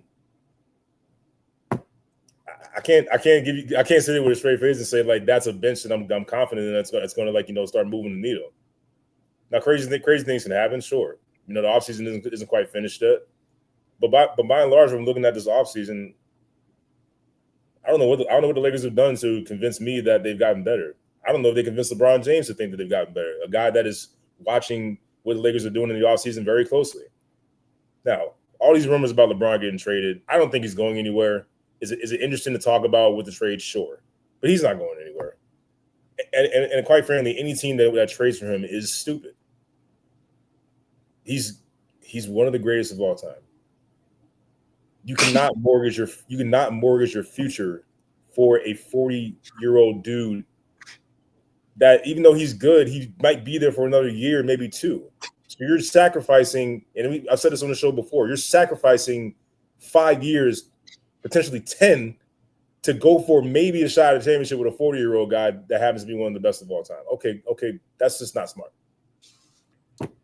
Hey, yo, every time with LeBron, it's like you preference the statement. He's a great player. I got to do it. No, I got to do it, bro. Because if I don't acknowledge it, it's like you gotta have this this little, like, you know, thing at the bottom that says, "Hey, LeBron James, great father, gret husband, all time great, all this stuff." You got to make sure you preference that. Or them LeBron fans, they like Beyonce fans. What do you say about LeBron? I'm like, bro, I just started my point. But you didn't say this. But you didn't say, bro, I just started my point. Let me finish. I'm going to say this. So I think the discord that we have in sports right now is getting very dangerous because it's not just LeBron fans. We like Kobe Bryant. It's Kobe fans too. It's Jordan fans too. It's like whoever you like as a Steph Curry fan. Like, it's like, let me say this. I do not think LeBron James is the best basketball player ever, but I'm no longer going to disrespect or make it seem like I'm disrespecting what he's done. Same thing for Steph Curry, same thing for Kevin Durant, same thing for Kobe Bryant, same thing for Michael Jordan. All these guys are great. That is how I'm going to preference every statement. All these guys are great. However, I prefer this player over this player because this player has X, Y, Z. This player doesn't have X, Y, Z. That's how I feel like the discord should be. Like, there's a reason why I never, well, I know you wanted to, but there's a reason why I never engaged in that LeBron championship talk. Because I will say this about LeBron, and LeBron fans, if you're going to be honest, you got to give me this.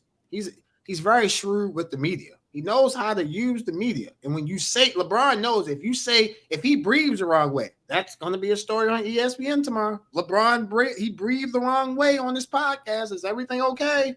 Is he okay? Is he drinking too much of that Lobos tequila? Is he playing too much golf? You feel me? Like, that's going to be a topic. So LeBron knows what he is and what he can do with the media. I'll just say this. He plays the media very well. It's no disrespect to him. I just won't let him play me that well. You feel me? Because I understand that, bro, you lost in the first round. We're going to start talking about you next year when your team come back and we look at your team and we can start assessing that. Everything else is kind of irrelevant, especially if you're not retired. But I think in sports, we're getting to a dangerous discord where these players, we're starting to look at them like politicians. You're either a Democrat or you're a Republican. And that's a dangerous game to play in because Democrats and Republicans, sometimes they're going to represent their party instead of representing the truth. You feel me? Like they're going to stand by their party instead of standing by the truth. Now, I'm not trying to get political here. That's not what this is. I was going to say, now you're playing a dangerous game. I know. So, but if you look at it, Democrats stand behind Democrats for the most part, and Republicans stand behind Republicans for the most part. And I'm not knocking that. If you're a Republican, congratulations. If you're a Democrat, congratulations. Nobody will ever know my political affiliation. You feel me? Never. Because I'm good on that. I'm not really into politics. I'm into what I'm doing, which is sports. So for me, I just look at it as LeBron James is great. He's a hell of a player. But the Lakers, they're in a rough situation. They have LeBron on their team, but they have a young superstar on their team as well. So they have to kind of like tread the line between building for Luka and building for LeBron. Luka and LeBron really can't play with the same timeline people. Luka's at least 12 years younger than LeBron, probably younger than that. You feel me? Which is why they don't need to tread the line. Stop trading the line and jump to Luka's side. It's right there for you. Yeah, but you can't. But you still have LeBron left, and the thing is that you can't just trade him away. That's the thing. Yeah, that's the thing that bothers me. He's going to have to just understand that this is what the team has right now, and part of the problem is you. He's part of the problem. No, I understand that. I get that. I understand that from that point. But what I'm saying is that it was $52 million. He wasn't going to opt out, so he did the right thing. He opted. I'm not knocking anything LeBron's doing. He's one of this man is brilliant. Like he's a very, very, very smart person and basketball player. And strategic, very strategic. Strategic as hell. I'm just saying that people wonder why the Lakers are where they are. Part of the problem is LeBron James. It's been the problem for a handful of years now. Anthony Davis gets traded because of LeBron. Luka Doncic is out there. LeBron wanted to play with Luka some years. I'm not saying that LeBron James knew that Anthony Davis was going to get traded or anything like that. I ain't saying none of that. But I am saying that he's part of the problem. You can't trade him because he's too again, he's good. He's really good still. But you can't trade him because no team is going to be dumb enough to mortgage their future on one shot, maybe at a championship that you might not even get. That's all I'm saying. I get that. No, you're right. I wouldn't. I've seen some of the trades that would have to go out for LeBron. I'm agreeing with you 100%. I would not trade 3 or 4 guys on my roster for LeBron. But at the same time,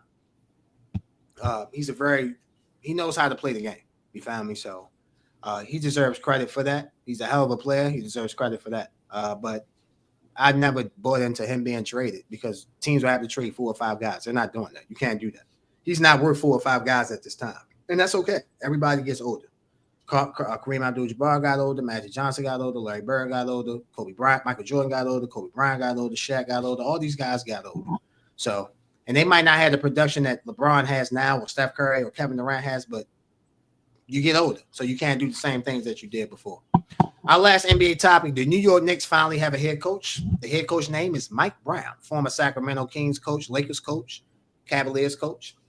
Mike Brown, in my opinion, was unfairly fired in Sacramento after leading them to the playoffs. They started off the next season rough, and they got rid of him. That's why they hired Doug Christie as the coach. He was the interim coach before becoming before they took the interim tag off. I like the hire of Mike Brown. Mike Brown's in a tricky situation. It's NBA. It's bare minimum Eastern Conference Finals or bust. Because they fired Tom Thibodeau, who went to the Eastern Conference Finals and lost in Game 6 on the road.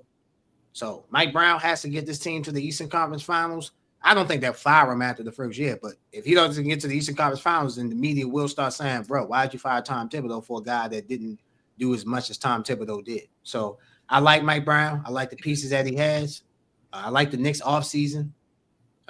He had a few good signings this offseason. Drafted somewhat well. So, but Mike Brown, he has to get the Knicks to the conference finals or the NBA finals. Or, in my opinion, it'll be somewhat of a disappointment because Tom Thibodeau got them to the conference finals last year and lost. Mike Brown's been a scapegoat a few times now in his coaching career. He was a scapegoat with the Cleveland Cavaliers when LeBron James was there. He was a scapegoat with the Sacramento Kings because, like you said, he was unfairly fired. Like, come on, man. Mike Brown wasn't the problem. But yeah, it's hilarious to say that the New York Knicks are Eastern Conference or bust because they literally just made it first time in 25 years. That's not something that's just like, happening. Like a lot of things happened the last time that I was 9 years old the last time the Knicks made the conference finals. So a lot has changed. A lot has gone on since then. The world's changed completely. Like, it's kind of wild to say that this is where we are with the Knicks, but at the same time, no, it's not, because James Dolan continues to be the idiot that runs a franchise that shouldn't be an owner. World Wild West or whatever the guy's name is, a GM, he don't need to be there.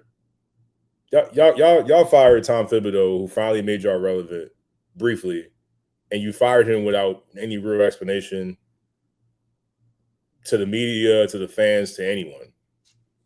I like Mike Brown as a hire, but again, I fear that Mike Brown might be in another scapegoat situation, because, like you said, if the Knicks don't make it to the Eastern Conference Finals like Tom Thibodeau just did, are we sure they won't fire him after year one and just pay him not to be there? Is that really out of the question for the competency of the New York Knicks front office? I wouldn't put it out of the question.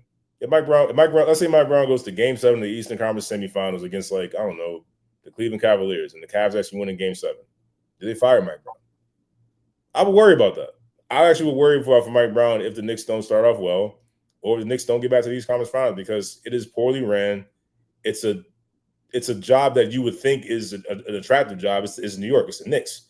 When the Knicks are good, the NBA is fun to watch. The league is more fun. But it's a toxic situation with James Dolan and their GM. I just don't like it.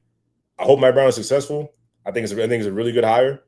I still am very much against how they did Tom Thibodeau. I think there was just no rhyme, reason, or justification to do that, other than, okay, maybe the minutes piled up and maybe some players were quietly complaining behind the scenes. Like, Mike Brown will do a better job with, limiting the minutes, so to speak, with Brunson, Hart, and the rest of those guys. You got Jordan Clarkson, who can be a really good player off your bench now. You got Karl-Anthony Towns. You got Mikal Bridges. The Knicks didn't want Kevin Durant. It's kind of like a different conversation, different day. But I like Mike Brown for the job. I just worry about him as far as just, how secure is this job with the Knicks? Because, like, at this point, I'm just not sure. No, I agree with you. He's in a tough situation. Again, to me, it's Eastern Conference Finals a bust. You have to get to the Eastern Conference Finals for it to be a solid season, because that's what they did last year. They fired Tom Thibodeau, who I thought shouldn't have been fired, but the players might be voiced their opinions otherwise. That's fine. But I thought Tom Thibodeau shouldn't have been fired. But okay, they did what they did. James Dolan, World Wide West did what he did. That's fine. So now, Mike Brown, you're the new head coach. You have to get the team to the conference finals, if not to the NBA finals. You feel me? The East is wide open. I mean, we don't know who the second best definitive team is in the East right now. You're not high on Cleveland. You feel me? So who's the second best team in the East? I keep talking about, and I'm not sure who the best team in the East is right now. You don't even know who the best team is, and that's why I know you get mad at me. I'm gonna keep doing this every episode while we talk about the NBA. I keep mentioning the Philadelphia 76ers. Now, I did see my man VJ Edgecombe. He played well for the 76ers in Summer League out there in Salt Lake City. You feel me? He shot the ball 34 times. You feel me? 27 times. I'm sorry, 13 and 27. But he had 30-some points. But my point is that Philadelphia, if everything goes their way, they can win the East. That's why I kept saying to you a couple weeks ago, every week for the past few weeks, like, bro, they have a chance of winning the East because there's no dominant team in the East. So I ask you an honest question to put down money for who will win the Eastern Conference. You're confidently putting down $100 on Philadelphia to win these. Well, bro, see, I'm a gambler.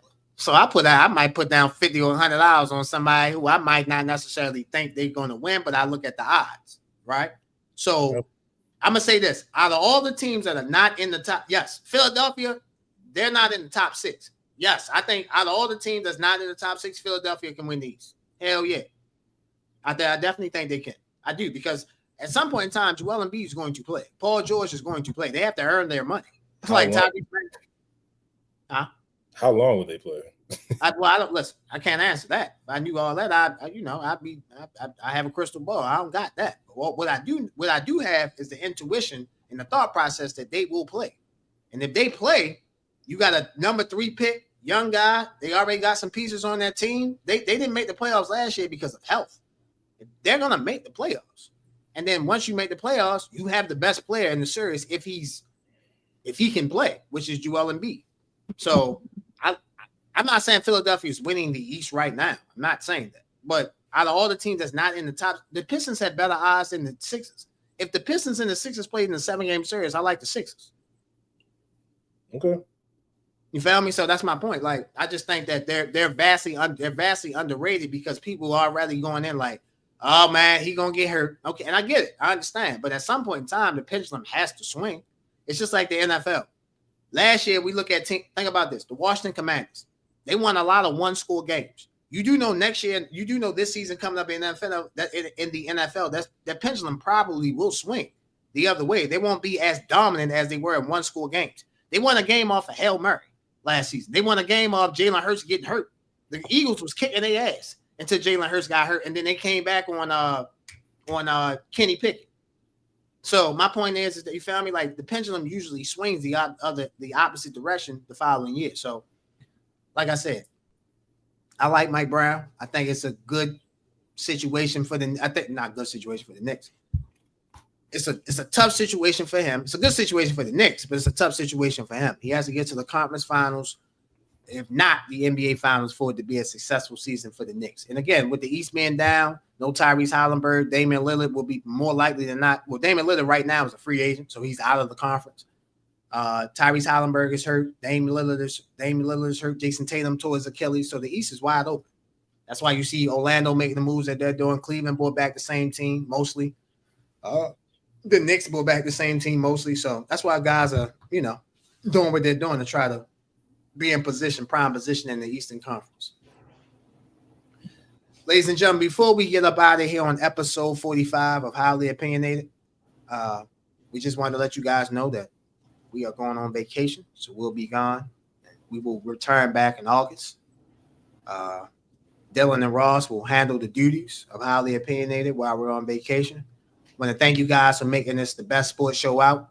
I want to give a special thanks to all my co-hosts, from Dylan to Tim to Ross to the co-host you see right here on the screen, JG. This show would not be what it is without these guys. These guys help each and every week.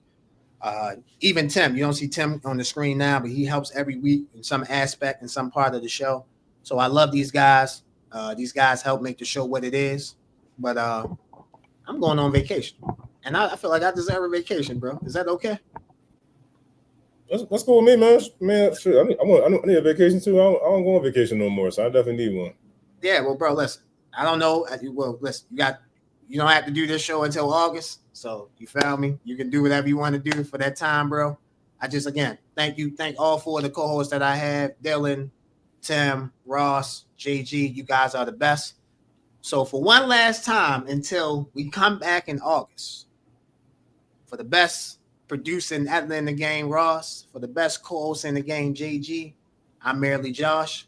We will still have videos put out, like I said, with Dylan and Ross every week on the Highly Opinionated page and our Instagram, TikTok, and stuff like that. So you guys obviously stay forward and stay locked in with that. But I'm going on vacation, and I will see you guys next month. We out.